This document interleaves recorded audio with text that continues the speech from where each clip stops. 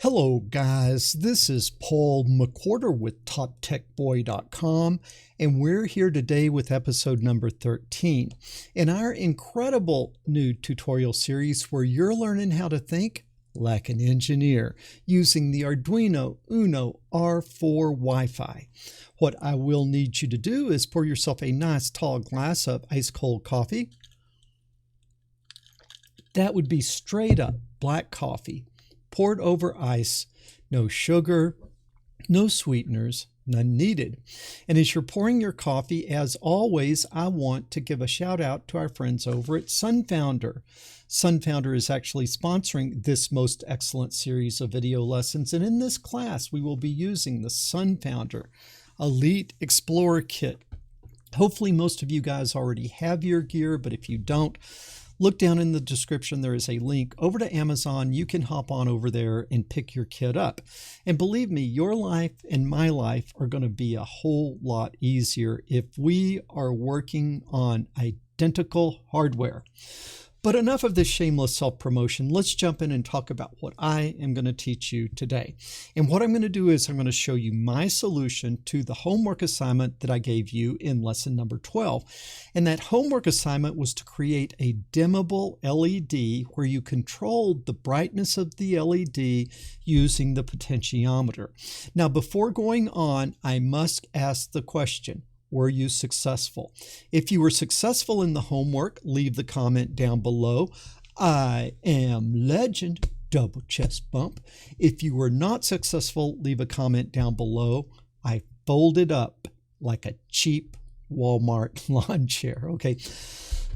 Hopefully most of you guys got this because it was really just putting together things that I'd already taught you. I taught you how to take readings from the potentiometer. I taught you how to take the readings you were getting to the readings that you wanted from the potentiometer. I taught you how to dim an LED using the analog write command, which simulates, which uses pulse width modulation to simulate analog signals. And you just kind of had to bring together all that stuff that I taught you in the last 12 lessons to do the homework assignment. But never fear, I'm going to do it. And you can also look at my solution because I might have taken it a little bit further than what you did in your homework solution. So be sure to watch this because maybe you're going to learn a couple of things even if you were successful in the homework. Sound good? I hope it does. So let me get out of your way and take a sip of coffee. Yes, a little mid-video coffee sip here. Then let's come over here and let's get our circuit put together. So to do this, you're going to need to get in your Sunfounder kit. You're going to need to get your potentiometer, a red LED, red, not blue. Blue LED are only for special occasions. Today we'll be using the red one. And then you're going to need the 1000 ohm current limiting resistors, and then you're going to need some wires. Okay, so let's see if we can jump in and get this thing hooked up. First thing I want you to see is plug your potentiometer in the same way I am. Do you see how that center leg, I've got the center leg over there going towards the left, going back towards the Arduino, right? You see that? Now we're going to plug this in, and each one of the three legs is in its own column. It's in its own column. Okay, if you plugged it in like this, you would have the two outside legs in the same column and it wouldn't work. Now we got to wire this thing up. So we're going to come to the top leg. We're going to come to the top leg of the potentiometer.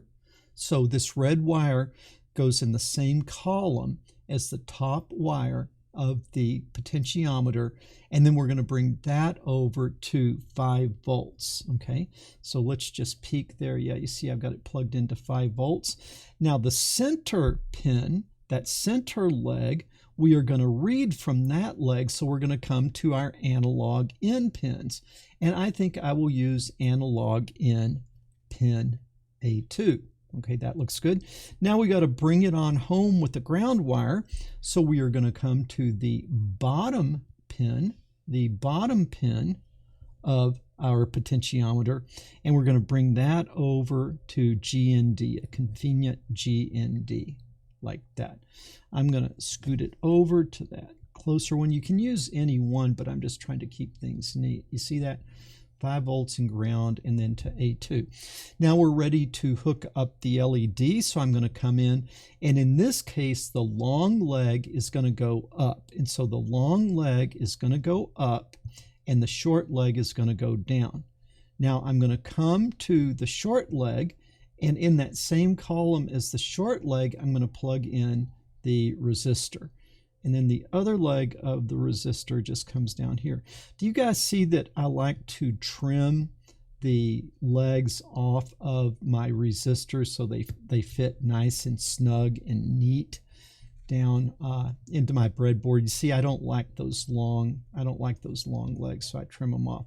Now let's get this hooked up. So I'm going to come with my red wire, and I'm going to go to the same column. I'm going to go to the same column as the long leg of the LED.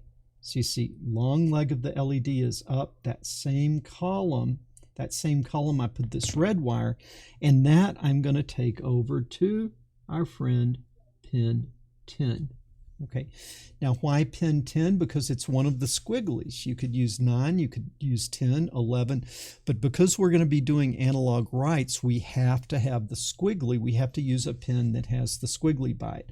Now finally, what we're going to do is we're going to bring things on home by coming to that other leg of the resistor, and we're going to bring that back to a ground pin. Okay, now I didn't do it here, but what I could have done is I could have brought one ground pin over and created a ground rail by plugging it in here on this bottom row, and then anytime I wanted to ground I could just hop over to that. But with only 2, I thought, okay, that is not really needed. So let's see, that looks pretty good. I think it looks like I already had a program running there, so let me see if I can start. Let me see if I can start this thing. It bugs me when it starts out on, but I must have already had something running in there, and that's why it is doing what it is. Now, let's see. Okay, so I'm going to ignore that the LED is on. What we're going to do over here is let's come over to our code view, and what we are going to do is that is not a good one. Let's come to this one. Okay, so you can see the circuit and you can see the code view. And so what I need you to do is open up your IDE, and then after opening up your IDE, what I need you to do is open up bare minimum. So you'll come and you will do you will go to examples, you will go to basic, and then you will go to bare minimum. You'll open that. Then we're going to make sure that we have the right port, so you can see that I am on COM5 because that's where it says the Arduino Uno R4 is. You might not be COM5, but you select whatever COM your Arduino shows up on. And then I'm going to make sure my board is under the board. It is an Arduino Uno R4 Wi-Fi. So I've got the right board connected, I've got the right port connected, I've got my circuit connected. I'm going to go ahead and just run bare minimum because that should shut the LED off because it shouldn't be there. Okay, that's good. It just bugs me when you have some random program running from earlier and then it's making your LED do something, and so that is a little bit awkward. Okay. So now we are going to come in and we are going to start coding. Well, let's start with the LED. We're going to turn the LED on and off, so I need to give it a pin. I'll say red pin like that, and that was, check to make sure, 10. Yeah, we were on, red pin was on GPI or input output pin 10. So that looks good, but what do we need to do? We need to tell it is what kind of number. It is an int. Okay, now we also are going to have an int, and now we have the potentiometer, and we have that pin that we're reading the potentiometer from. So I'm going to call that the pot pin, and that pot pin is A2, and A2 is an integer in hexadecimal, just so you know. Let's not forget our semicolons. Now, what am I going to do? I'm going to be reading something from the potentiometer, so I'm going to need a variable for that to go into. So I'm going to call that int. I'm going to call that pot val. I'm not going to assign a number to pot val. I'm just declaring the variable so that Arduino will recognize it when I use it and know that it's an integer. So integer pot val. And now I'm going to take that pot val and I'm going to turn it into a write val that I will then apply to the LED. So I'm going to need a variable what? Write val. Now you can use whatever variable names that you want, but do you see what I'm doing? I'm making them very descriptive, and I'm trying to give them consistent naming conventions. So red pen, uppercase P, pot pen, uppercase P. That is called bumpy fonts, where the first letter of the subsequent words are uppercase and it makes the variable name more readable. What else am I doing? I am trying to make it intuitive. Like if I look at pot val, that sounds like the value you're reading from the potentiometer. Write val seems like the value that you would be writing to a different pin. So try to be consistent and try to be descriptive in your use of variables. Okay, I hope you are. So now we've got all those set up. Now we're going to want to put a delay so this thing doesn't run too quickly. So I'm going to make a variable called wait t for wait time. And let's make that, let's say 100 milliseconds. So it'll be making readings and writings 10 times a second. Okay, we are moving right along here. Now also I want to kind of see where I am, and so I'm going to want to be printing out those pot vals and write vals and things like that. And so I'm going to turn on the serial monitor, and I will do that by doing serial.begin, and I want to put in 9600. No, I don't use numbers. I use what? Variables. So I'll call that BR for baud rate. If I'm going to use it here, I better come back up here and I better declare it. So I'm going to say int BR is equal to 9600. Okay, like to set all of our variables up top, and then when we need to change something, we just change the values associated with them. We don't have to go through searching through our program everywhere that we've used that. So now we've got the serial monitor fired up, and now what we're going to want to do is we are going to want to do our pin modes. Well, pin mode, which pin? Let's do the pot pin. Okay, and the pot pin is what? I'm reading from it, so it is going to be an input like that. Okay, now I'm also going to have a pin mode on the what? The red pin. What am I doing? I am writing to the red pin, so it becomes a what? It becomes an output like that. Don't forget the semicolon. Okay, so I've got the serial monitor turned on. I've got my pin modes done. That has gone pretty quickly. Okay, now what I want to do is I want to read the value from the potentiometer. So I am going to come down here, and then what am I going to do? I'm going to say that my pot val, the value I'm reading from the potentiometer, is equal to analog read of where am I reading pot pin, like that. Now I want to take that, and as that number changes, I want to apply a write val to, to the LED. What is my problem? The pot val is an analog read, and an analog read is a 10-bit number. It's 10 switches. It's 10 zeros and ones, which means the pot val goes from 0 to 1023. But what's the problem? The write val that I want needs to go from 0 to 255. So I can't just write pot val, because pot val goes to 255 and then it keeps going to 1023. So what do I have to do? I have to do some math. I have to take the numbers that I want and change them in. I have to take the numbers that I have, and I've got to change them into the numbers that I want. Take what I have and change it into what I want. So let's come over here to the sketch pad and let's do a little math. What do I have? Pot valves. Pot valves go from 0 to 1023. What do I want? I want right vals, and I want the right vals to go from 0 to 255. So we've got to create 2 points, and then we can create a line. So let's think, what is our first point? Our first point is if I have a pot val of 0, that's what I have. What do I want? I want a right val of 0 also. Why? Because if the pot val is 0, I want the right val to be 0 because I want the thing to be off. So 0, 0, that makes sense. But now the second point is, what if I have a pot val of full scale, which is 1023? I want that to become what? Full scale for the right values, which would be what? 255. Now I have 2 points. What can I create? A line.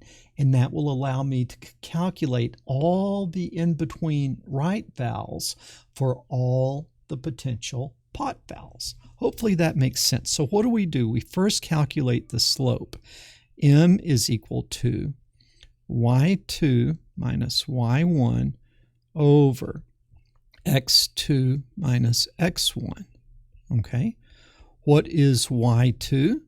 That's 255. Minus what is y1? 0. Divided by x2, which is 1023, minus x1, which is 0. So the slope m is equal to simply 255 divided by 1023. Now I need the equation of the line. How do I do that? Y minus y1 is equal to m onto x minus x1. Okay, and now what is y1? It's 0. So y minus 0 is equal to m, which is 255 divided by 1023 times x minus x1, which is 0. So we end up with simply y is equal to 255 divided by 1023 times x. Okay, now we've got y and x, equation of a line, but now we need to put it in terms of our variables.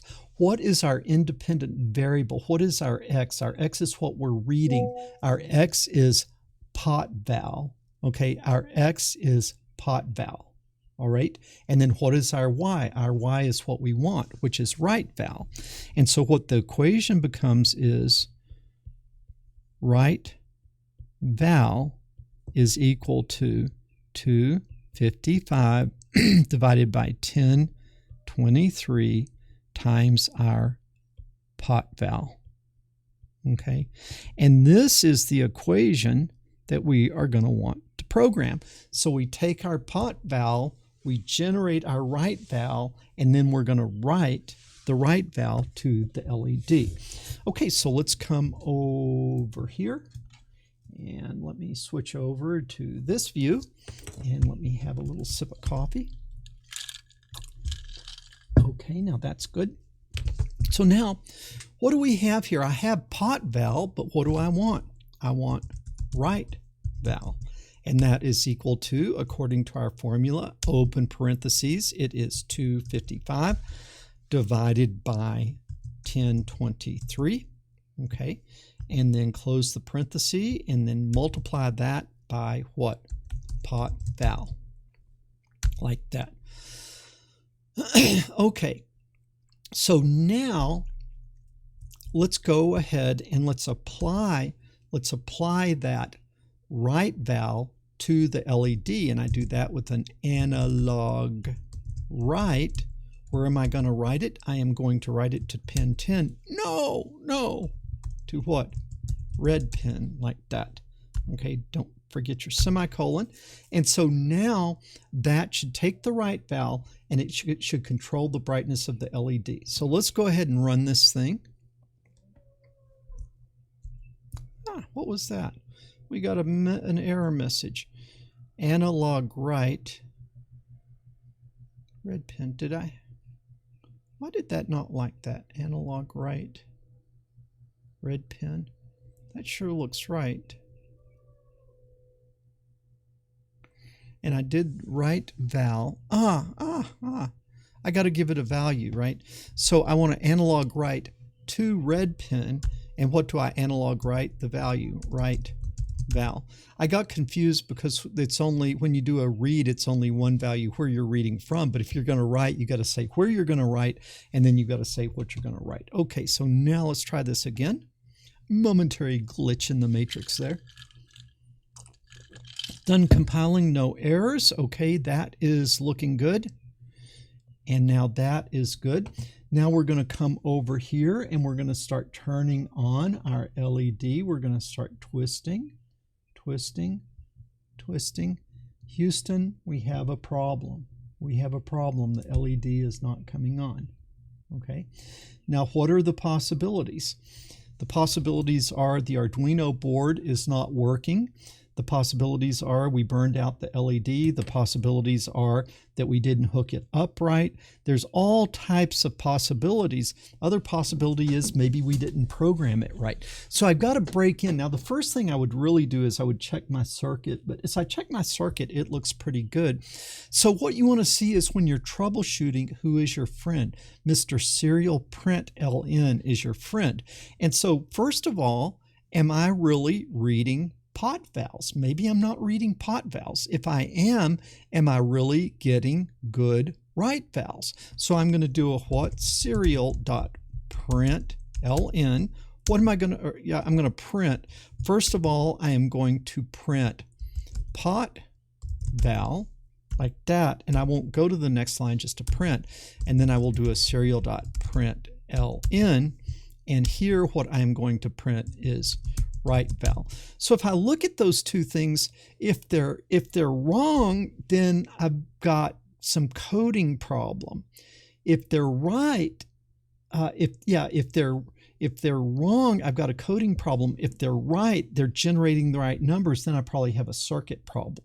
Okay, so let's look at pot val and write val. What do we expect? Pot val should go from 0 to 1023, and write val should go from 0 to 255. So let's run this, and then let's see what's happening as those things are printing, and maybe figure out what's going on.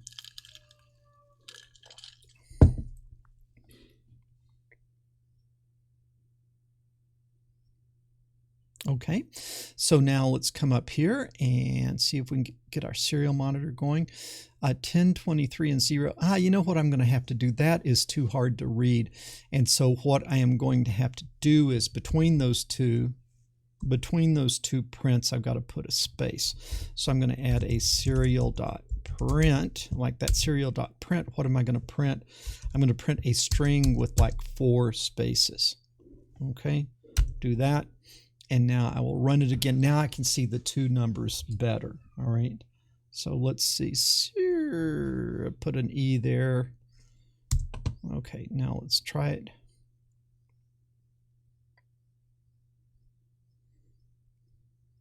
It's uploading. We kill that. And now we're going to come over to our serial monitor. Okay. Look. Now look at that. It says that I am reading 1023 on the pot val. It says I'm reading 1023 on the pot val. Okay. And then I'm changing pot val, and write val isn't changing. Write val is staying at 0. So what do we ask ourselves? Am I successfully reading from the potentiometer? Yes, I am. What do I not like? I don't like that when I'm going to go ahead and fix this. When I'm all the way to the left, pot val is a large number, and I want, when I'm to the left, I want it to be a small number, so I turn the number up. As I go from left to right, I turn the number up. Like a volume control, you turn it up. Well, how do I fix that? I'm just going to trade the red and the black wire here. So now the black is going to be the top one. The black is going to go to the top leg. Okay. And the red is going to go to the bottom leg. And I've always told you with this thing, it's either upside down or right side up. And if it doesn't go the way that you want it, just change the red and the black wire. Now, when I'm all the way to the left, pot val is 0. I'm all the way to the right, and pot val is 1023. I am getting good, wholesome pot values. Okay, so where is the problem? With the right val, did I calculate right val? Yes, I did, but by definition, I must have an error, and the error must be here. Okay, was my math right? Yes, 255 divided by 1023 times pot val. This looks exactly right, but it is wrong. Now, what do you guys do? You say something's wrong with my Arduino, or I did blah, blah, blah, blah. This is not working, not right. No, what is it doing? It's doing exactly what we told it to. Okay, exactly what we told it to. Pot val is a what? Pot val is an integer, a round number, 0, 1, 2, 3, 4. Okay, 255 is a what? It's an integer because there's no decimal point. 1023 is a what? It is an integer because there's no decimal point. So if I have an integer divided by an integer multiplied by an integer, what am I going to get? I am going to get an integer. Now, the number 255 integer divided by 1023 is some very small number less than 1, but it would be like, let's just do that on the calculator so I can be precise. If I take 255 divided by 1023, I get 0.249. 0.249 is a floating point number. But because I divided an integer by an integer, it's going to give me an integer, and that 0.249 is going to go down to the next lower round number, which is 0. So no matter what my pot val is, I am always multiplying by 0.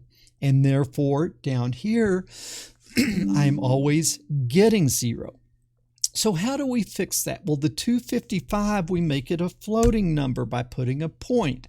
The 1023, we make it a floating number by putting a point.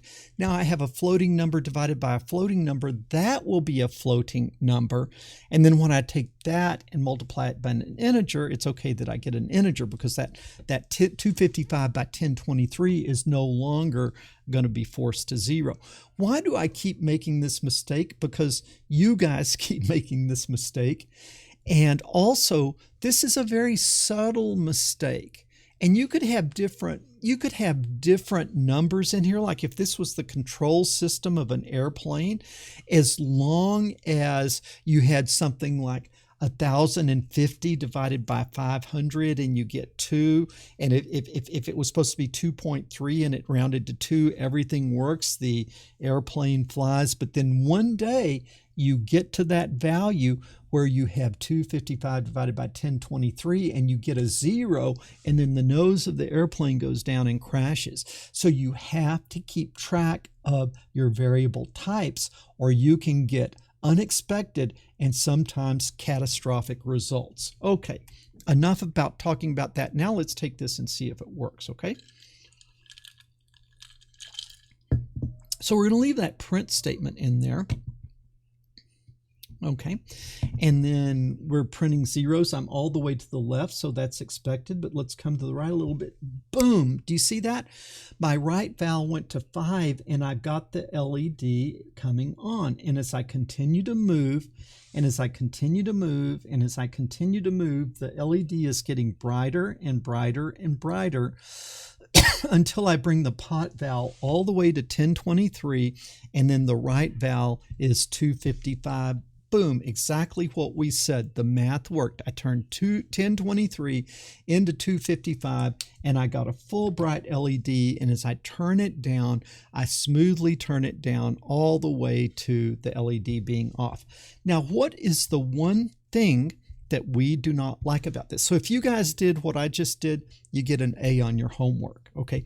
But we've really got to take it a little bit further than that, because if you did it this way, I want you to look at the LED, and as I move it here like a quarter of a turn over here on full on, I don't perceive any change of brightness. It's like I can go almost halfway down and I'm not seeing any perceptible change in brightness.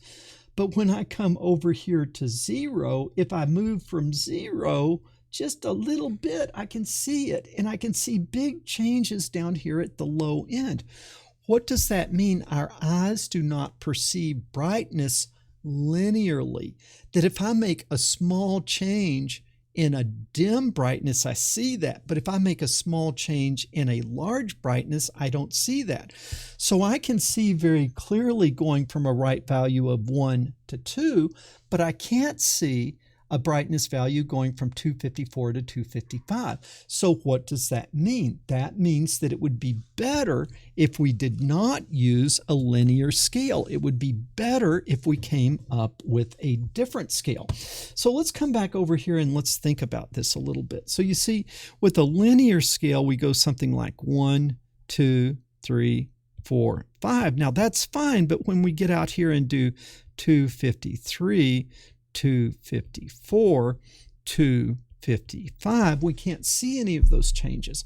So rather than increasing linearly, what I would really like to do is I would like for each increment, kind of like for each increment of the pot valve, I would like to sort of go in more of a doubling. I would like to go into more of like a doubling type of scheme. So instead of going 1, 2, 3, 4, I would like to go something like start at 1 and then double it. 2, 4, 8, 16, 32, 64, 128, and 256. Okay.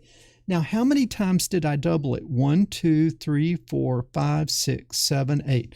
So I start with 1 and I double it 8 times. So I want to divide that scale up into an exponential relationship. An exponential relationship. Well, what do I mean by that? Well, 1 is, this one's a little confusing, but 1 is 2 raised to the 0.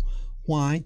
Any number raised to the 0 is a 1. Don't believe me? Put it in your calculator. Okay, now 2 raised to the 1, that means I just have 1 2, it's 2. Now what is 2 raised to the 2? That would be 2 times 2 is 4. And then 2 raised to the 3, you see how these things are mapping? Like this. Okay, 2 raised to the 3 is 8. 2 raised to the 4 is 16.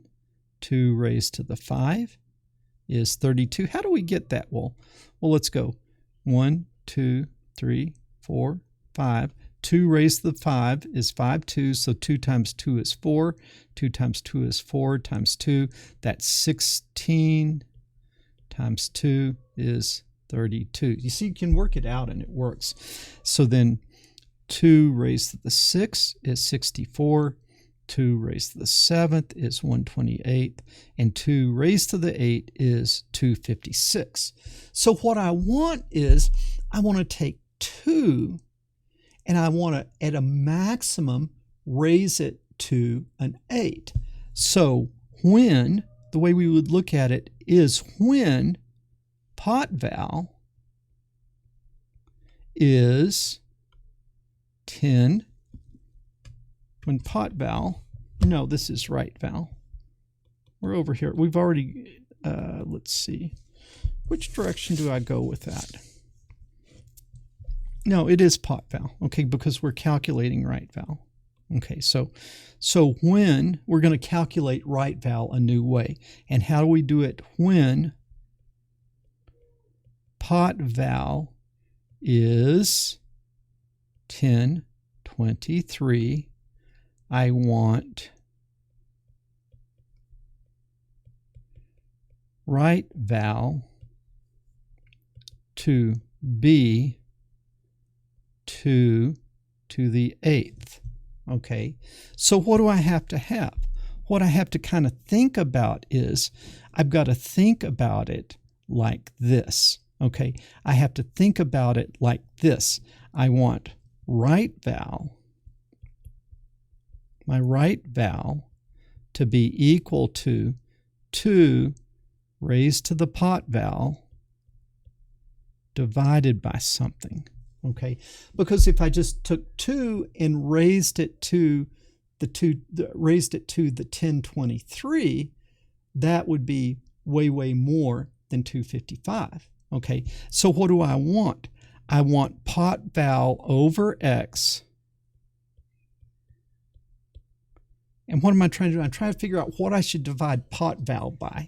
So pot val divided by x, pot val divided by x should be equal to 8 when pot val is 1023.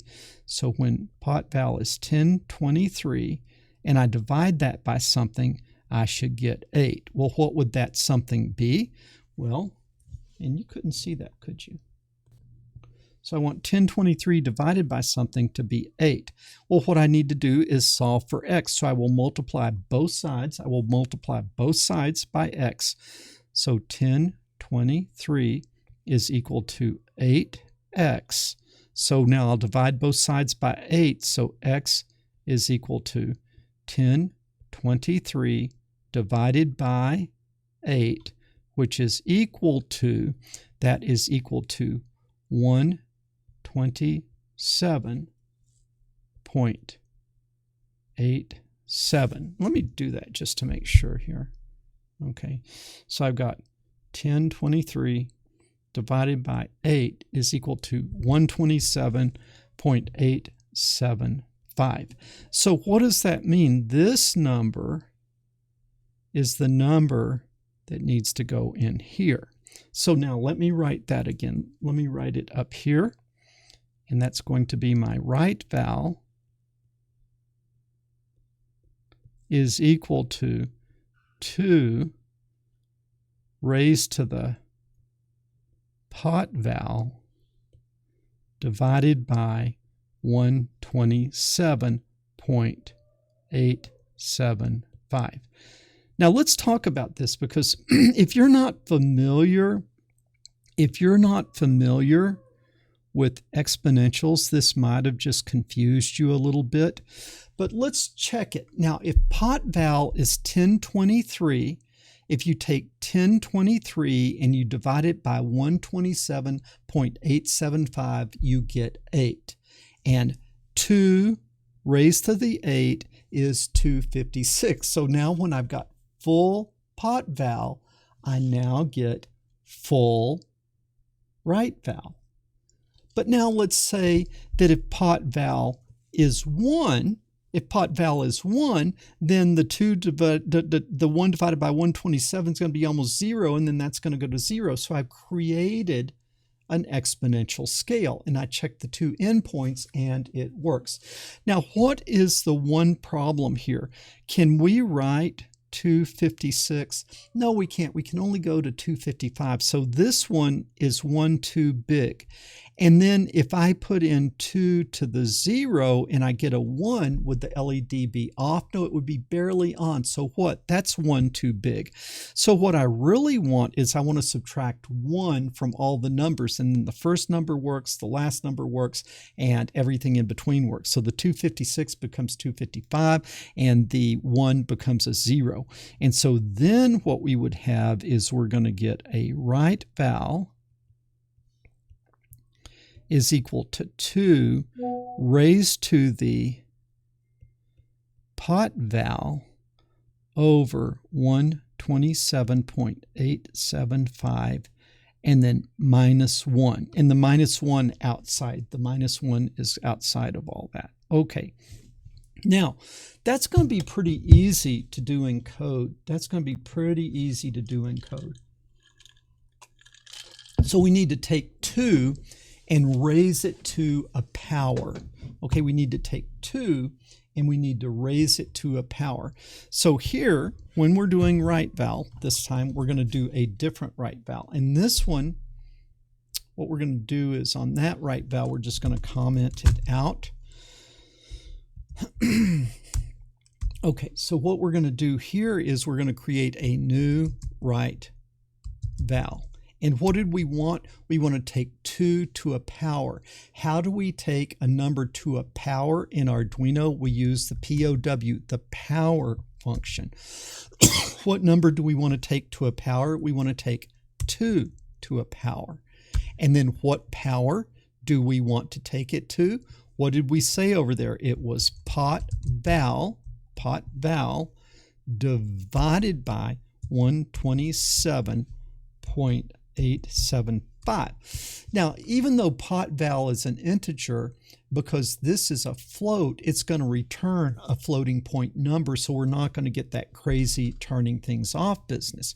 So now that is that power. That'll go from 1 to 256, but we want to go from 0 to 255, so we're going to take that whole thing, we're going to subtract 1. Could this, any way this could possibly work? Let's run it and see what happens, okay? Looks like it's running. Okay, it is downloading. Boom, there it is. Now let's see what happens. Let's see what happens. Okay, that right val is printing at 0, which I am not exactly sure why, but let's take the pot val on down to 0, and then we're going to have to come up and come up, and there it is. So you see it lingers at 0 a little bit because we're in that region when we're going from 0 to 1 on right val, and right val won't turn the LED on until it actually gets to 1. And so we're coming here. Okay. And then there it is at 1, and you can see that it came on. And then 2, and then the brightness is coming up, the brightness is coming up, the brightness is coming up. So you see how this is very smoothly. Now I'm about halfway now. I'm more than halfway. Okay.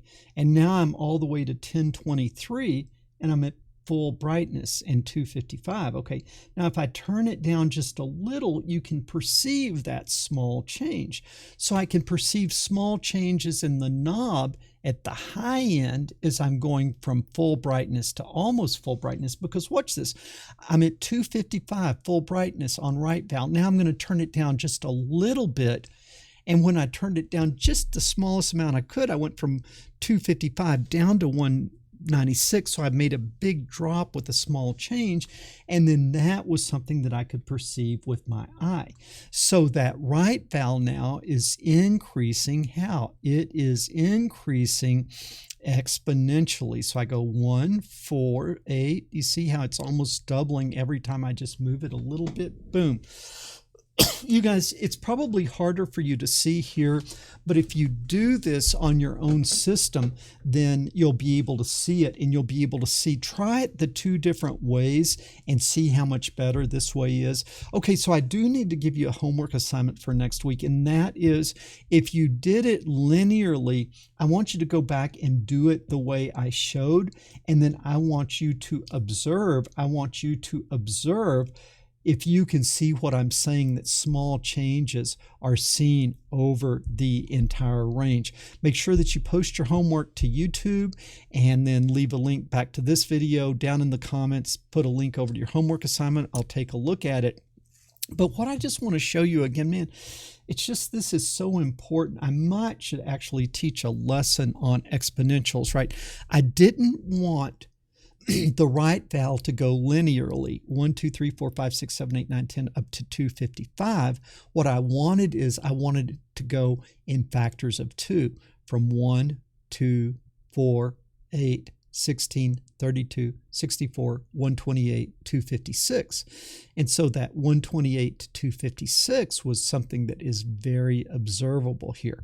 And then of course I don't want to go to 256, and I don't want to start at 1, so I subtract 1 from both of those. Okay guys, man, I hope you are having as much fun taking these lessons as I am making them. As always, I want to give a big thank you to you guys who are helping me out over at Patreon. You guys helping me and standing with me on Patreon, you're the ones that keep this great content coming. You can also help me by giving me a thumbs up or leaving a comment down below. If you haven't already, subscribe to the channel. When you do, ring that bell so you'll get notifications when future lessons drop. And most importantly, share this video with other people, because the world needs more people thinking like an engineer. and fewer people sitting around watching silly cat videos. Paul McWhorter with TopTechBoy.com. I will talk to you guys later.